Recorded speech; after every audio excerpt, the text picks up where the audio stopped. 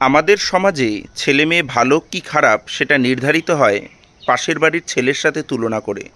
হ্যাঁ, ব্যাপারটা অনেকটা এরকম যে আমাদের সমাজের যে অভিভাবকেরা রয়েছেন, বাবা মায়েরা রয়েছেন, এরা সবসময় তার ছেলে বা মেয়ের তুলনা করে থাকে তার পাশের বাড়ির ছেলে মেয়ের সাথে।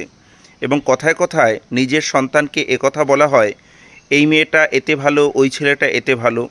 তো এতে করে কি হয় জানেন তো, আপনার প্রতি আপনার সন্তানেরই বিশ্বাসের জায়গাটা কিন্তু হারিয়ে যায়, সেই শ্রদ্ধার জায়গাটা কিন্তু তারা রাখতে পারে না।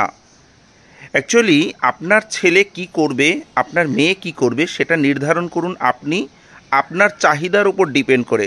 আপনি যদি আপনার চাহিদাটা সবসময় পাশের বাড়ির ছেলের সাথে তুলনা করতে থাকেন, তাহলে তো একটা সময় গিয়ে সেও পাশের বাড়ির বাবা মায়ের সাথে আপনার তুলনা করতে শুরু করবে। সেটা তো ভালো হয় না, না? তো আমার কথা একটাই, সবসময় নিজের ছেলে মেয়েকে প্রতিযোগিতার মঞ্চে ঠেলে না দিয়ে তাকে সঠিক একটা উদ্দেশ্যের দিকে এগিয়ে নিয়ে যাওয়াটাই কিন্তু প্রকৃত গার্জিয়ানের কাজ।